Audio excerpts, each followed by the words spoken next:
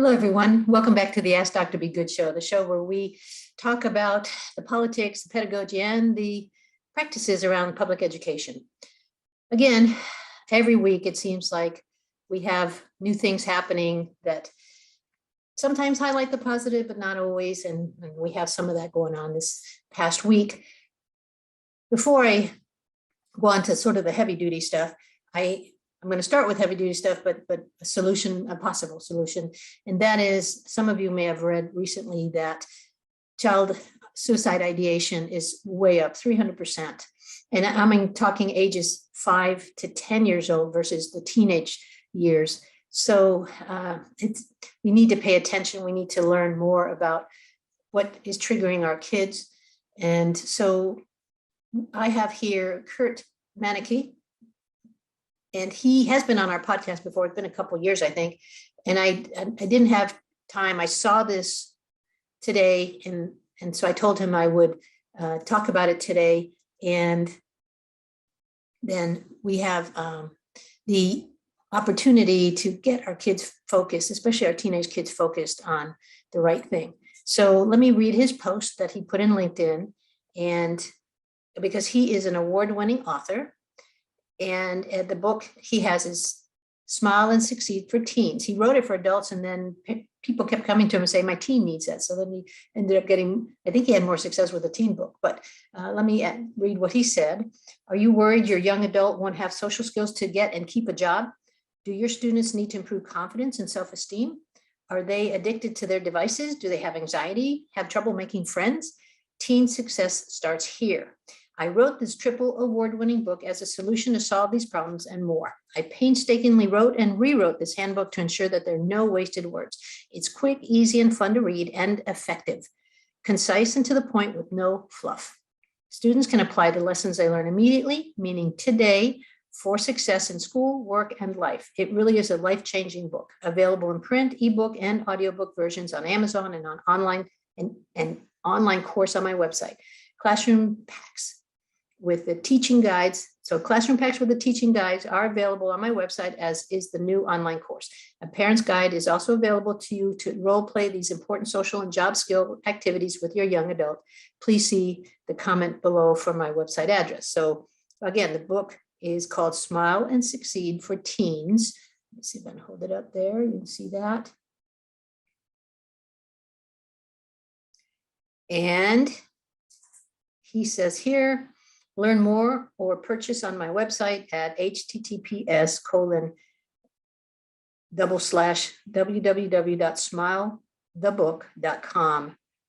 And so I put the link in the comments also, so that you will have that. So let's try to find solutions. First, we recognize that there's a problem. And it might not be our kids, but it could be our kids' friends.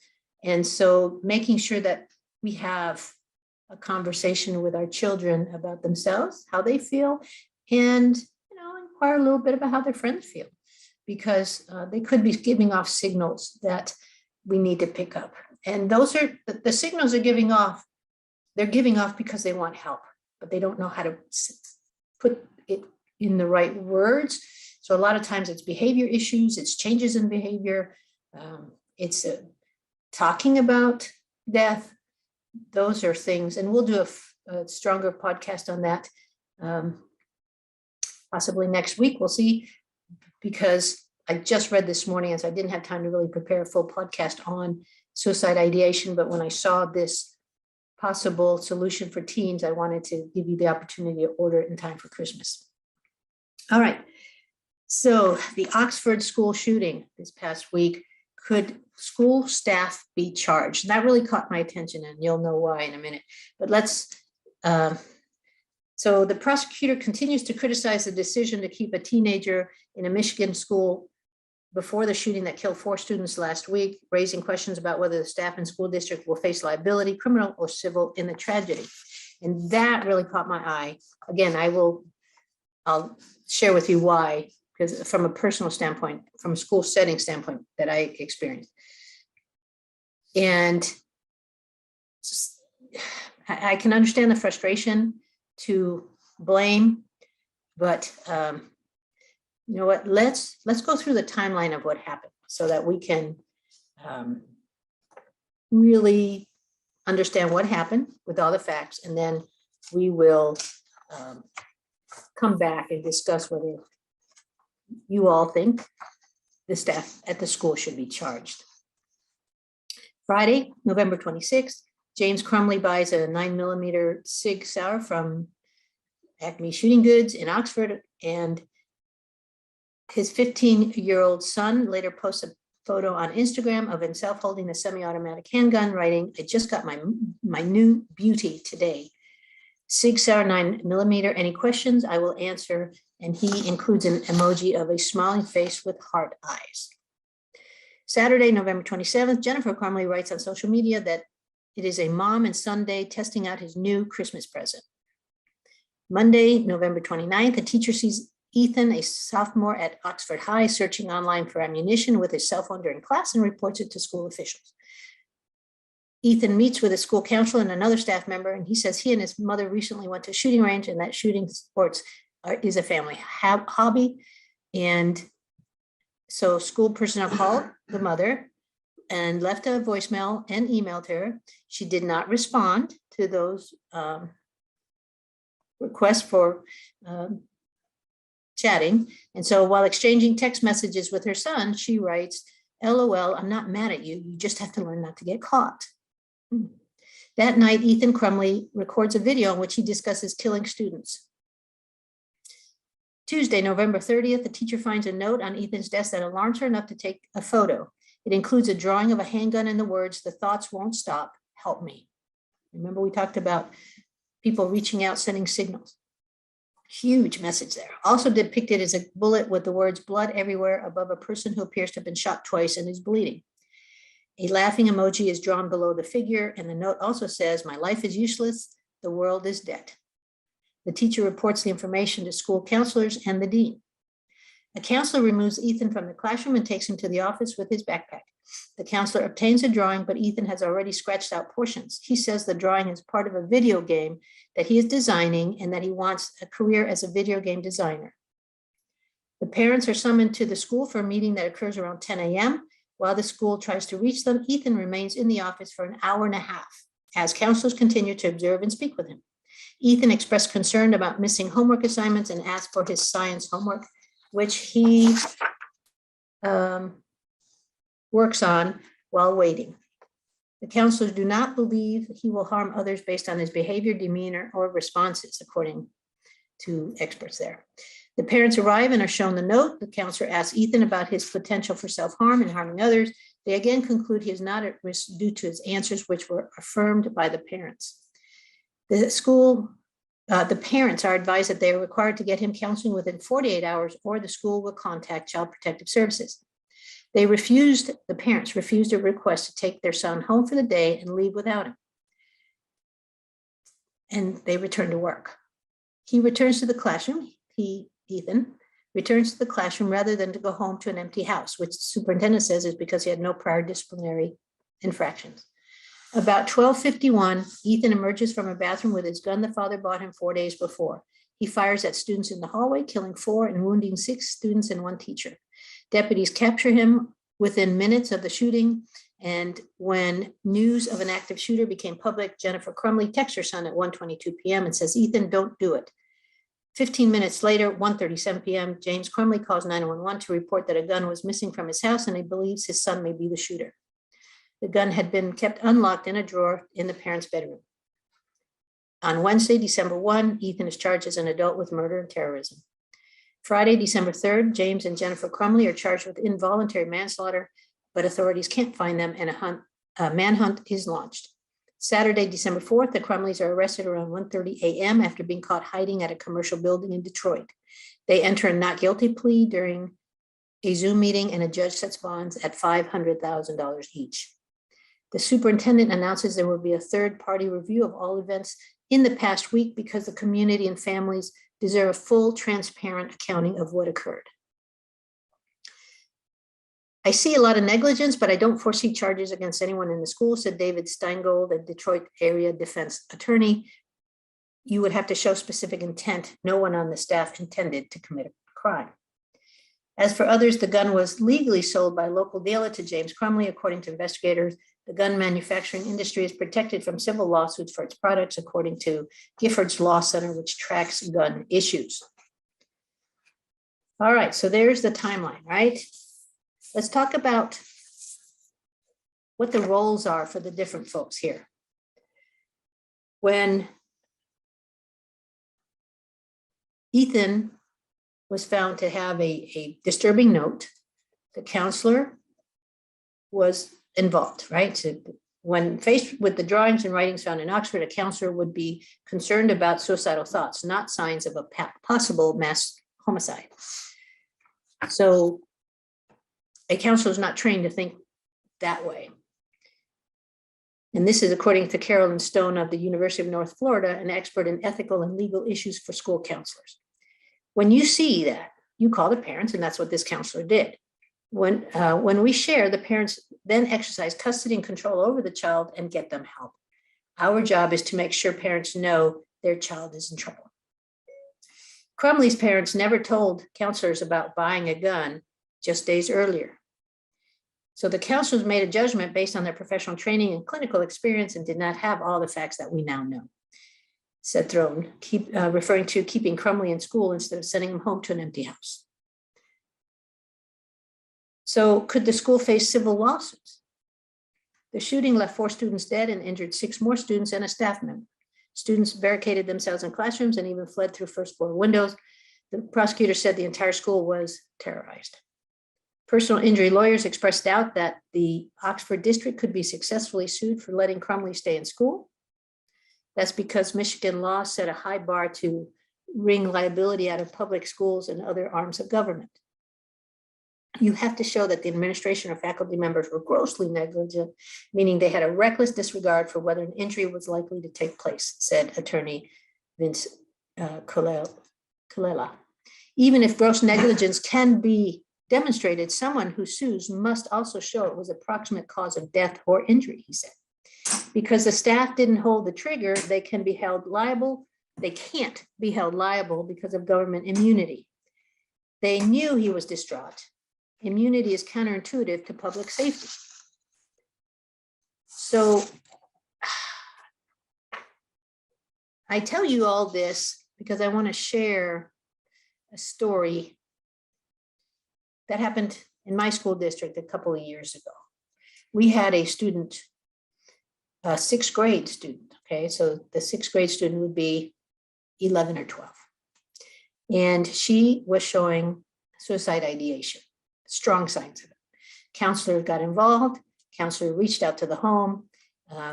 The home was very, very reluctant to engage in a conversation about possible counseling. This was a Hispanic family, and they're according to other Hispanics that chatted with us, we were told that there's a hesitancy in the Hispanic culture, especially in the low socioeconomic level, to engage in counselors. They don't often believe it's necessary. They feel there's a stigma there, and so and possibly that they couldn't afford it. So there was real reluctance. The child indicated that she was unhappy at home. There was an abusive dad, abusive to the mother. Over time, because this took place over the school year, the child repeatedly sent the school counselor and the teacher's message that she was feeling that her father was causing great anguish in the home, especially once it was found out that the father was having an affair. And so it was very messy at home. And so her way of coping was to talk about killing herself. We finally told the parents that if they did not get her counseling, we would not allow her to return to school. Our school lawyers told us that later that this was illegal for us to do. Now it's interesting, in the article it says that they're allowed to do that. So different states, I guess, have different allowances. But I will share with you, if this happened again today, we would do the same thing, because it did cause the parents to finally get the girl into counseling. She was given medication. She was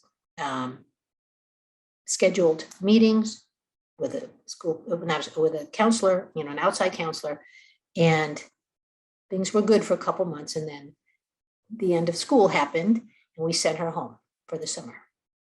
Now, we don't know if, when we sent her home, if the family continued to give her medication and continued to take her to therapy. But by the end of June, she had killed herself.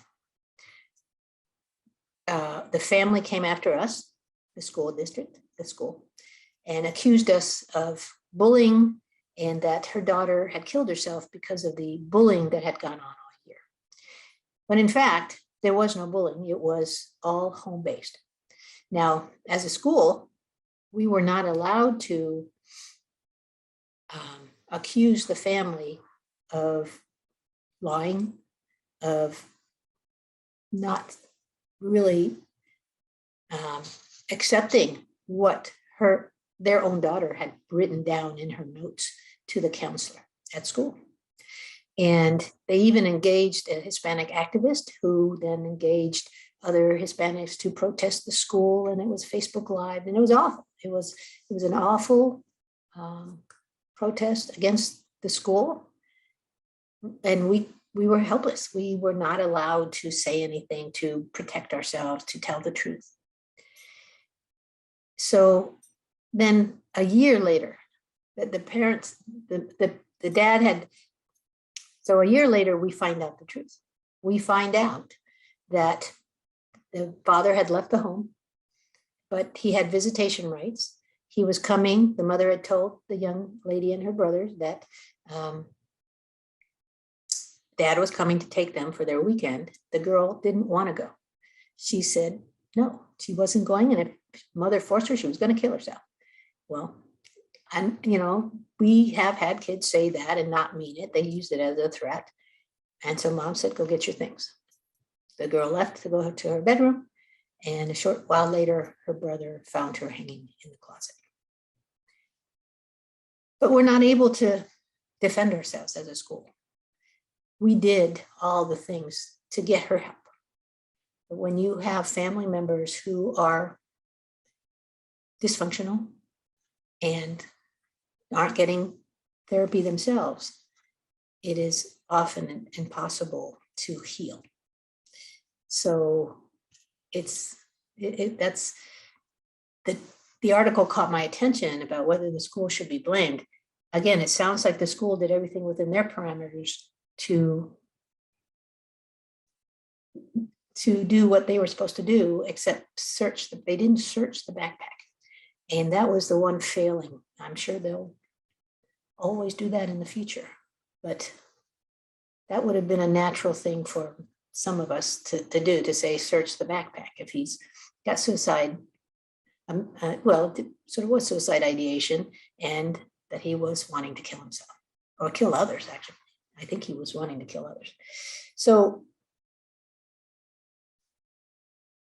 be kind when you think of schools, and give them benefit of the doubt, okay? Because schools don't mean to hurt kids. They don't want to hurt kids. They're doing everything they can to not hurt kids. And even schools that follow the process they're supposed to follow sometimes have things happen. So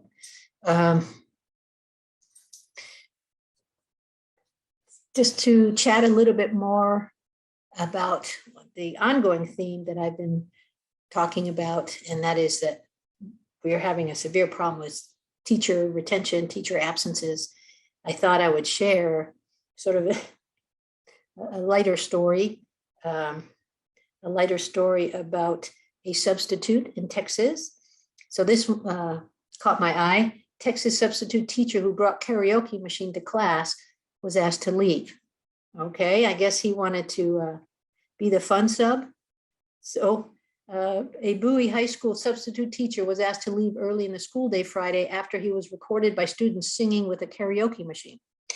An Austin Independent School District Representatives said the teacher was asked to leave after first period because he wasn't following best practices.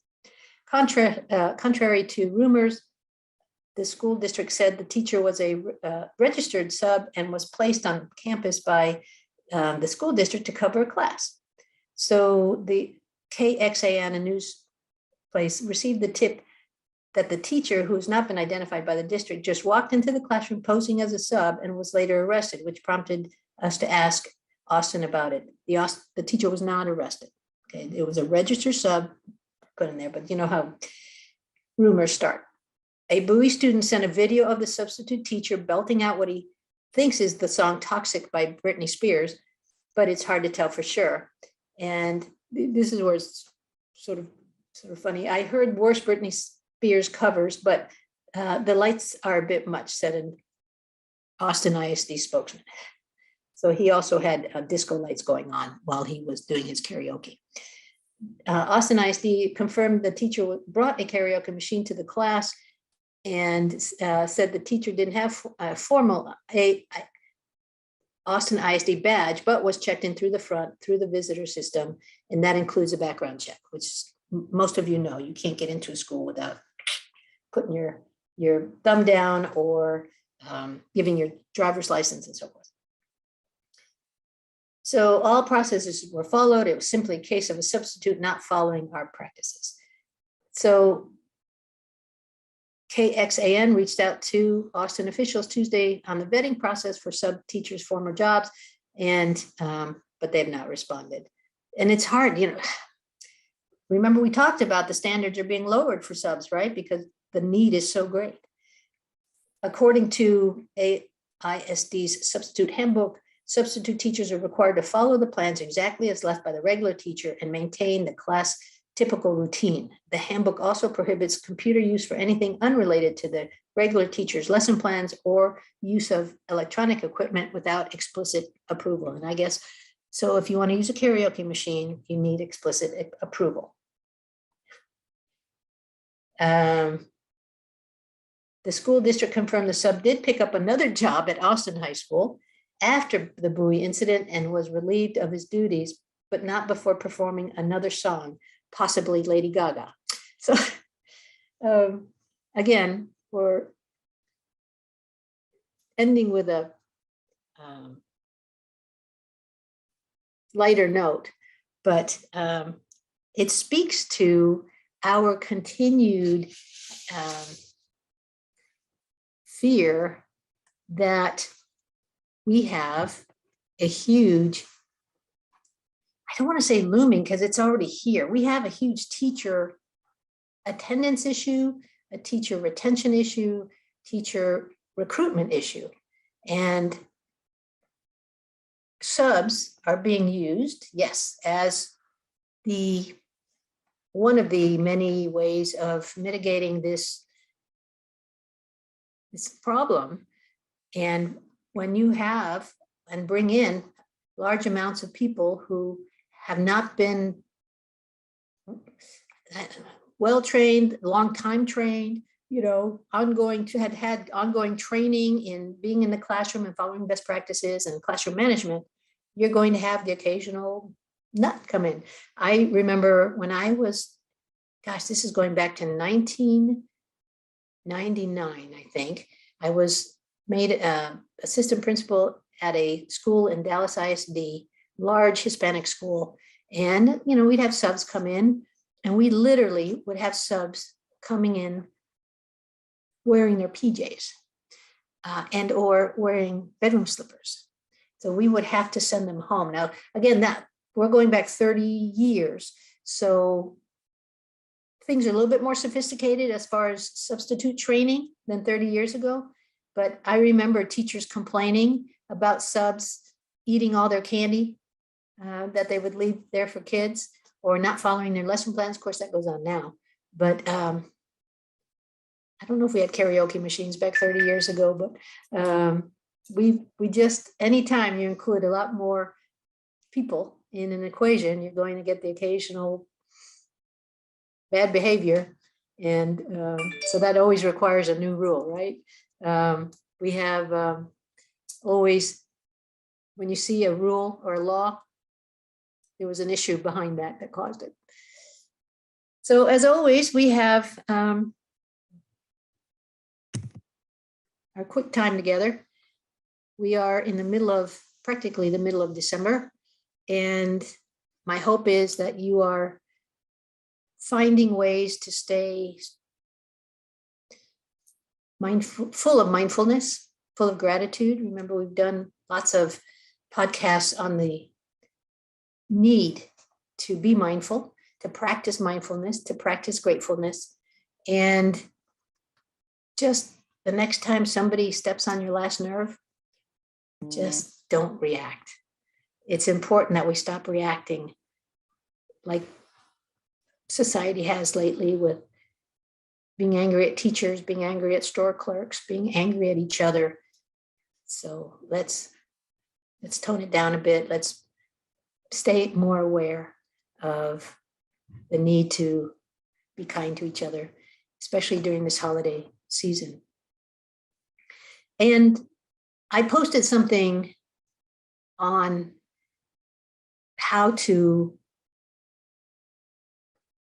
what to say to people if you don't want to receive gifts this year. I've had quite a few people say that they're trying to make this season less materialistic and more about family and family centeredness, friendship centeredness. So if you fall into that category and you want to know how to word that to people without sounding self-righteous, okay, I'll post the link to the article. All right, everyone. Well, as you go through your holiday events and you get ready for the holidays, remember to stay safe, practice social distancing, wear your mask where you should, and be kind to each other. Thank you, everyone. Have a great week.